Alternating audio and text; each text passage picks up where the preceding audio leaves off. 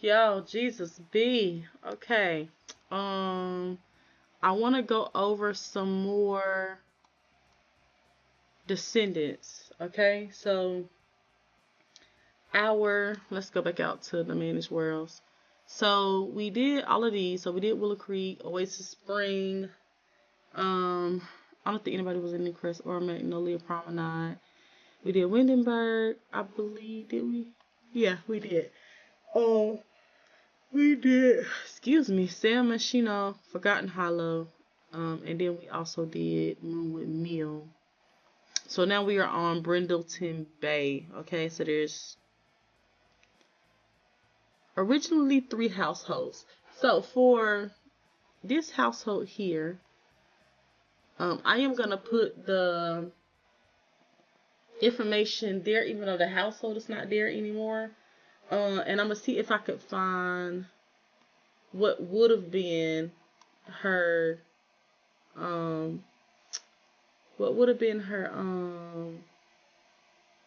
description, okay? Because I wrote it down. I wrote everything down before I put it in. Let me just find it first. Let me find it. Scroll up, scroll up, scroll up.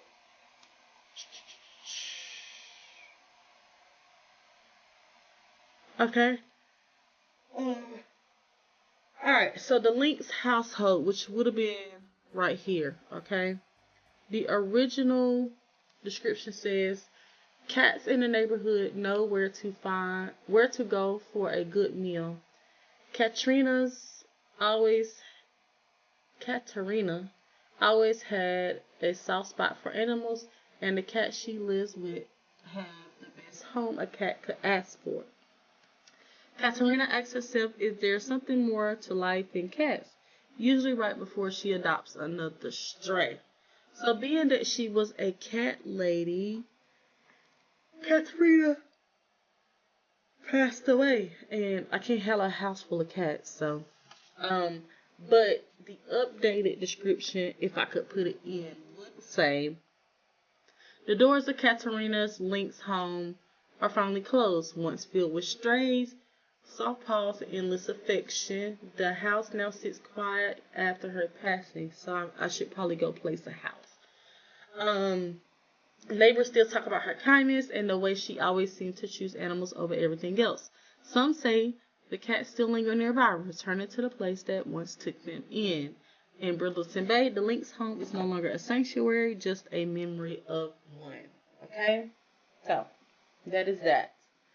Our next household, excuse me again, I need a nap, for real, is the Hecking household. I think that's how you say it. I usually pronounce it heckling, but it's Hecking.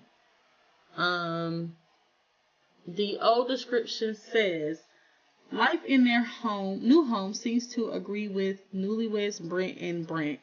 The small town bustle inspires Brent's painting, and Brent's love to explore the bay's beautiful neighborhoods. But will they ever agree on who gets to take their beloved Rosie with them? Okay? Our new description says the Hecking home feels quieter these days with Rosie and Brent gone. Only Brent Hecking remains, holding on to the memories of a once lively household. Now a young adult, their daughter, carries that legacy forward, creative, compassionate, and shaped by the love that raised her. Whew.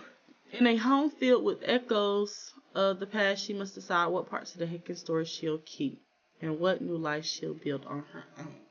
So, in keeping with what we were going to do, because we were taking too long, I did skim down to showing only a select few outfits. So I'm going to show every day. I know I said I was just going to do every day, but now I want to do everyday, party, hot and cold. Okay, because those are the most ones that my Sims wear anyway when I'm playing. Okay, so Brent just got older. Nothing changed about him. Their daughter name is Blakely Hecking, okay? She's a young adult, of course. Her aspiration is family tongue twist. Her aspiration is successful lineage. She is jealous, she's a maker, and she's also a vegetarian. And this is her face card. Okay, she has the heterochromia going on. And then this is her everyday. And then we have her party, her hot weather, and then her cold weather. Alright, so that is the Hecking household. Next we have the last family in Brindleton Bay, which is the Delgado family. And their old description says, while Sapria loves her full-time, and first of all, before I finish this, please forgive me, y'all, for butchering these people's names, okay? I am not perfect, and I am not a kindergarten teacher. I know some phonetic spelling because I used to teach 5th grade, but I'm not the greatest when pronouncing names, okay? I can't understand accents really well. I guess that has something to do with it. But if I say their name wrong, just forgive me, okay? Alright. So, while Sapria loves her full-time job as a stay-at-home mom, it's been getting harder and harder to suppress her dreams of becoming a full-fledged veterinarian, especially now that the owner of Brindleton Hospital is looking to sell the business. Her husband Justice has always been supportive and keep offering to take a break from work so she can follow her dreams. But can Sapria really trust him to keep the peace at home between Blue and Bartholomew? Not to mention Pierce and Evie too. Alright? Our new description says, the Delgado home is full again, but not in the way anyone planned. Now elders Sapria and Justin expect a quieter life, but instead find themselves helping raise their daughter's child after a teenage pregnancy changed everything. With their son Pierce already off at college, the house feels split between what once was and what now is. And a family built on care, love remains strong, but so do the consequences. Alright? So let's go in and show their outfits. And then when we get to Brightchester, you'll see their son Pierce, okay? So nothing changed about Sapria except that she's an elder. Nothing changed about Justin except he's an elder. Their daughter, who had the teenage pregnancy, is now a young adult. She wants to be fabulously wealthy. She's disruptive, she's noncommittal, and she's also a party animal, okay? So, this is her face card. Okay. Okay. And then this is her everyday. And then you have her party. Then you have her hot weather.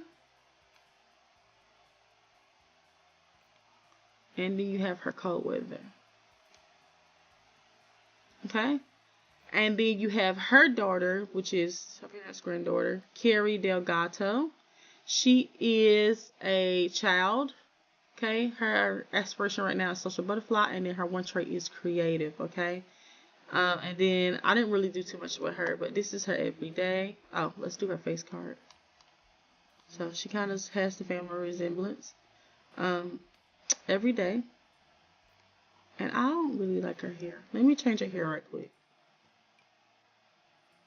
I like this one. I feel like it's too babyish though. I like that one. We're going to keep that one. Okay. So let's do that again. Every day. And then her party. And again, like I said, I didn't do too much. Her hot weather. And then her cold weather. And that is the Delgado family. Okay. What world is next?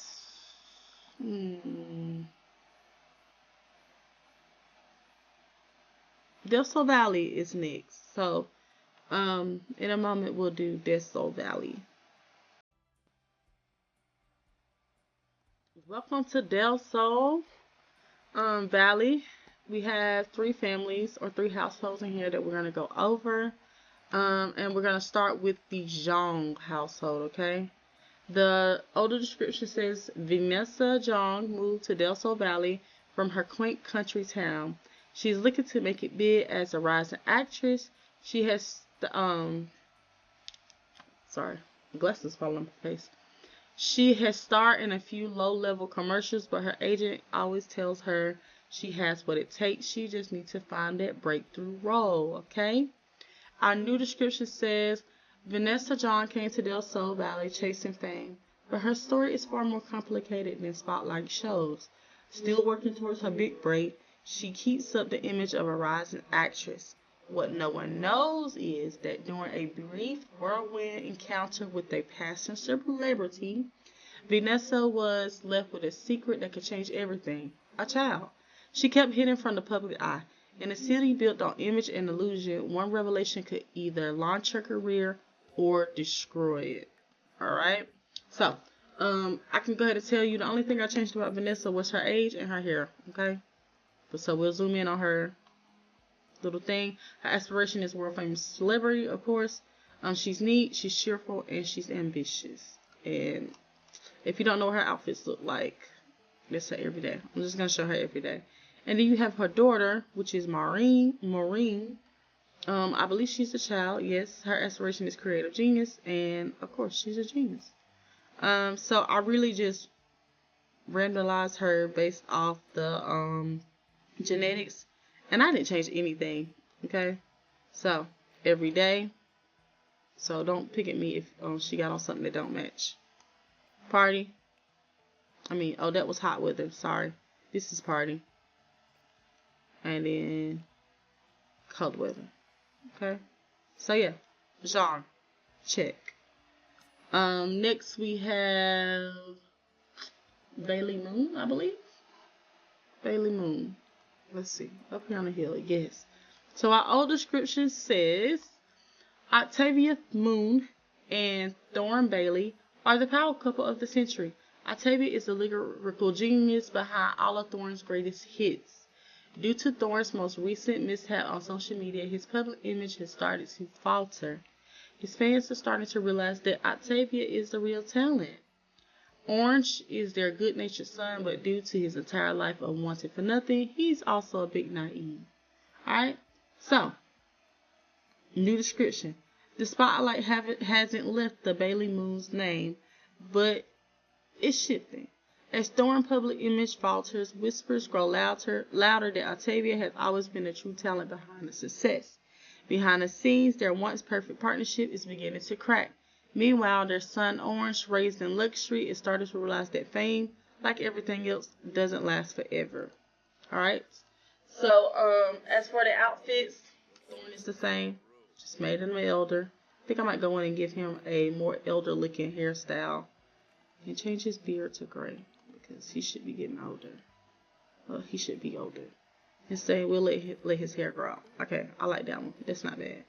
And then Octavia, same thing. Didn't change anything, just made her elder. Their son, Orange, has grown up. Okay? I really just upped his age. Okay? So he is now a young adult. His aspiration is fabulously wealthy. Because he's not even. He's been wealthy his whole life.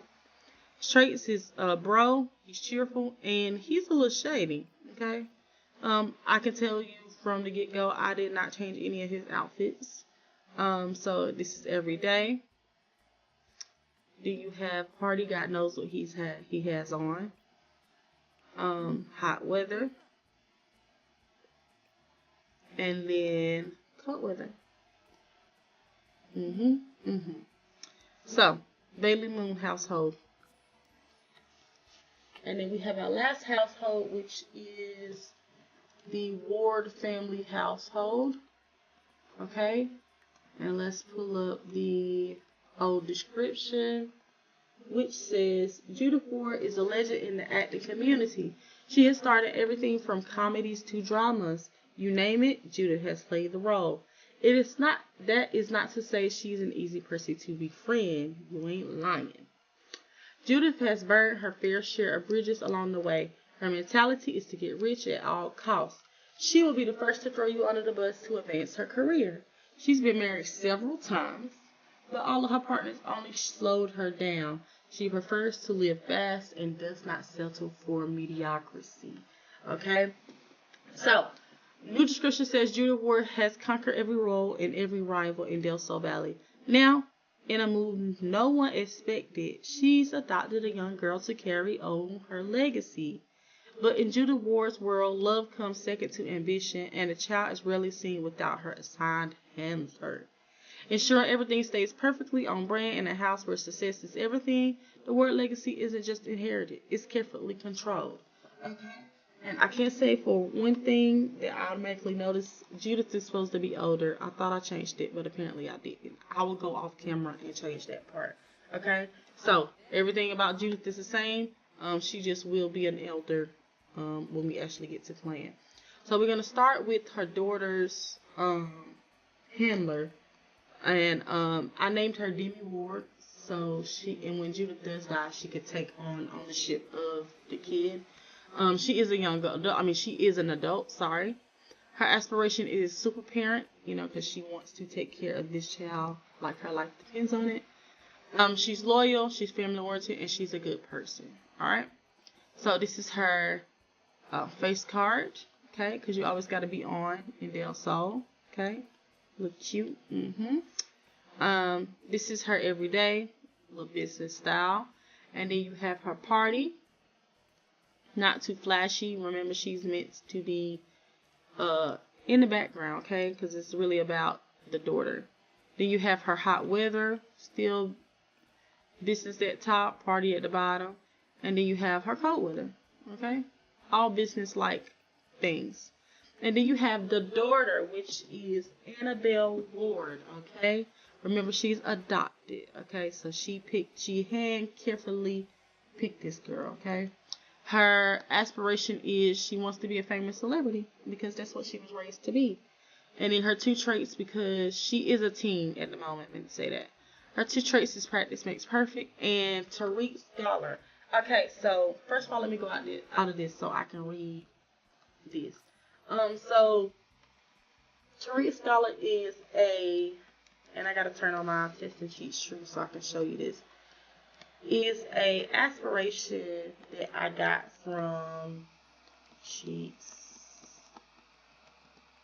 That's not what I need. I need cast full edit mode, and then I can also turn Judith into an elder. What was I saying? Oh, this trait that I gave her comes from J.E. Sims, okay, who is like one of the, I'll say from my perspective, I don't know about you, top creators out there, okay? That's J-A-Y-E, the letter E, and then Sims, okay? He has a Patreon. And now, I am new to his Patreon, but he has a lot of good stuff on there. And if I ever like go on there just to see what he has, I'll be on there forever because I'm like, oh, I need this, I need that, I need this, I need that. Okay, either way, this trait that I got for Annabelle comes from him, and I'm gonna read what it says. Okay, let me just get to it. Let me find it. I think it's in social. No, maybe not. Lifestyle. All right, here we go. Tariq Scholar. Balancing books and the block, Tariq scholars are masters of the double life. Book smart enough to crush academics, street smart enough to finesse situations. They juggle loyalty, ambition, and secrets while always plotting their next move. Love, fear, or envy, they never stop hustling. And then when she gets older, he has one that's called Vixen something. And then he has one that's called Fly Girl. Those are going to be the third one. I don't know which one it's going to be. But one of those is going to be her third trait when she becomes an adult. Alright, so for her, because I spent a lot of time on her, I want to show you her entire wardrobe, okay?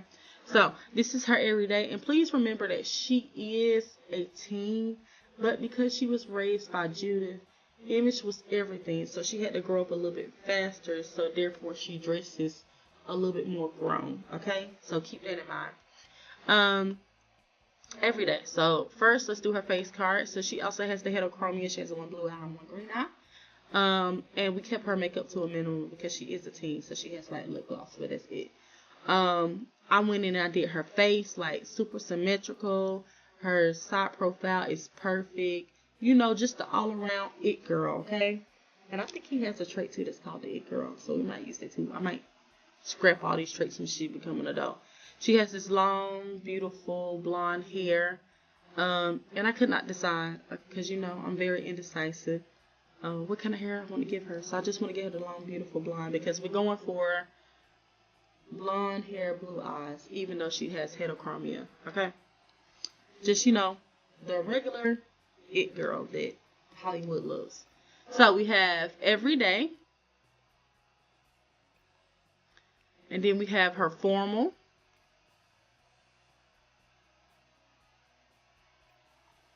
And then we have her athletic. And remember, she's meant to be a poster girl. So she dresses really well. Sleep, well, which really doesn't matter. And then you have party. Kind of rebellious with that a little bit. Then you have her swimwear, which I think I'm going to change those bottoms because I don't really like them. Her hot weather. And then her cold weather. And that is it for the Ward family or the Ward household. That is it for Brindleton Bay and Del Sol Valley. Our next world will be Sulani. So yeah, up and coming Sulani. All right, y'all. I think I could get Sulani put in this episode without it being too long. So we have 4 households to do. We're gonna start with before I start, disclaimer, as always. I am not good with names, so if I butcher these names, please charge it to my head and not my heart, okay?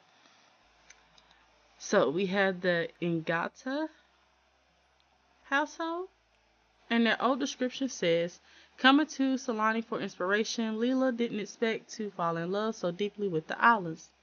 And it wasn't just the scenery that she fell for, but also Olana, her son, Tane, that welcomed her so easily into their family. The 3 are now an inseparable trio that calls Sulani their home, enjoying the sand and ocean at their own pace. Alright? So, our new description says, life in Sulani has only grown fuller for the Ngata family. Now older Tane Ngata has built a life on his own. Recently married and settled into the island rhythm with his partner by his side. And Sulani family isn't just who you live with, it's who you grow with. Alright? So we're going to get into their outfits. So I didn't change anything for Tane except for I gave him a beard. So his everyday outfit is the same. Oh, wait. I think he was a child. So his everyday outfit, which I probably should go through these, is what he was given when he aged up. Yeah. So I never used to style looks. So let's just give him a style. Let's give him something that's not hot. Because he is in Sulani. Do we not have any? Okay, we can do this one. I feel like somebody has that though. I'm gonna change the pants and I'm gonna take off these earrings. I'm gonna give him shorts. Yeah. I don't know. It's just, yeah. Shorts, okay. Athletic, no pants, okay. Probably a tank top. Oh, he does have pants. This is crazy to me that he has on all these clothes. Of course. I did not think to go through his items. Because, you know, but given Sim's history, we probably should have.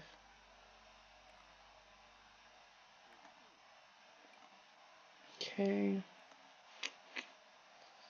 That's not bad. His shoes, he has on heels. Hot weather, and he has on a sweater. Of course. Let's do red. Oh, let's do white. Okay. Because we are in a sandfield town. I think this is the fastest I've ever been through really that dressing somebody.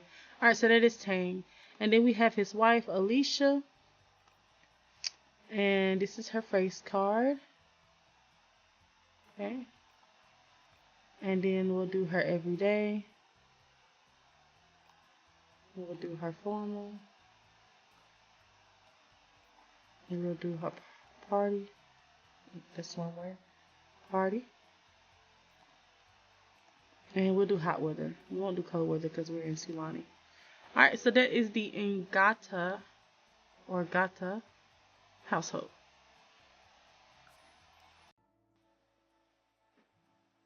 Alright, next we have y'all, it's just not given that I can pronounce these names. Kahanau. Kahanau. Yeah. The old description says, as the self-appointed Sulani ambassadors, this enterprising couple, Millie and, that one, had decided to live out their golden years in a dream retreat away from the bustle of Ahanali town. Alright, and I'm going to go ahead and tell you, even though I'm going to show you, I didn't change anything. I just made them elders. So we're going to everyday. This is everyday. His formal. His party. And his hot weather. And then his wife. Her everyday. Which I probably should have covered up some of her skin. Her formal. Her swimwear. And her hot. And that is the Kanha Naui household. Next we have another name I'm gonna butcher. Hopili. I feel like that is so wrong. If I can click on it. Their old description says, sitting high above the center of Ahanali town, Keela watches over the townsfolk that look to her for guidance. The spirited, young at heart grandmother has taken young Leah under her wing to pass on the knowledge and cultural history of Sulani through the generations. The new description says, with Keela gone, the responsibility of preserving Sulani's tradition now rests on Leah's, once her student, now her successor. Still young but deeply connected to the island spirit, Leah does her best to guide the community as she was taught. At her side is a devoted young mentor, that should say mentee, correct that, who helps her carry the weight of tradition even as both of them learn what it truly means to lead. In Sulani, the past lives on, but the future is theirs to shape. Alright, so we're going to go through their outfits. I didn't change any of Leah's, but I will show you. Everyday, formal, and I forgot to do their aspirations and stuff. Her party, and then her hot weather. And I guess I'll start with her. Her aspiration didn't change. She's a bookworm. Renaissance sim. Traits are gloomy, bookworm, and perfectionist. And then you have her mentee, which is Jalen, who is a teen. His aspiration is beach life. His traits are lazy and shallow the ocean. And this is his everyday. His formal. His party. And his hot weather. Right? Last but not least, the last household in Sulani, we have the where is it? Keola household. And their previous description says the Keolas are the epitome of Sulani, an industrial, welcoming, and tight-knit young family firmly rooted in Island tradition to honor the past while supporting the bright future of the extended family community. Okay. Their new description says the Keolas are the epitome of Sulani tradition. Okay. I didn't change that one. Yeah. I did change the people though. I will go in and change that and possibly come back in another episode. House outfits. So you have Liliana, which is the mom. And they were a blended family, but because I don't want them to fall in love with each other, I did make the children her children. So like they are brother and sister, even though they weren't originally brother and sister. Her aspiration is big happy family. Her traits are family-oriented, good, and cheerful. So her husband passed, and it's just her and the 2 kids. She is now an elder, and I did change most of her outfits. So she has her everyday, formal, party. I know I didn't change that one. And then hot weather I didn't change also. And then you have the oldest son, Dwayne, Tyler. So like they're not really related, but I didn't want them to, you know how Sims be, they be sleeping with each other. His aspiration, angle, and ace traits are goofball, bro, and anybody else, erratic. Okay, so he'll look crazy. I didn't change his. I think his outfits are original. Everyday, formal, party, and hot weather. And then you had the little girl who I aged up to a teen. Her aspiration is Master Chef. Her traits are Aquarius, which is from J.E. Sims. I will click on it and read it for you. Where is it? Where is it? Aquarius. This sim is an Aquarius born to be different, allergic to basic, and low-key, the mastermind behind half the drama, even though they claim they don't like conflict. They say they don't care, but they journal about you twice. They'll date you, detach from you, inspire you, and confuse the hell out of you, all before noon. You think they rude? They think they're real. And let's be honest, because they're usually right. Alright, and then her other one is Child of the Village. So this is her face card. So I did start from what they gave me, and I went in and changed like her facial features and not her facial features, her hair, and you know like her body and outfits and stuff. So that is her face card. Okay. And then you have her everyday. Then you have her formal. Then you have her party. And then you have her hot weather. Alright? And that is the Sulani world. Yeah. I don't know if I'm going to add people in here. If I do, you'll be seeing them next episode. But we still have a lot of worlds to go through. We have from Glimmerbrook all the way, skip Moonwood Mill, all the way until Gibby Point, which is where Christian lives. I do not own Strangerville, Lovestruck, or the new pack Royalty and Legacy. Maybe in the future I will. Alright, thank you for watching.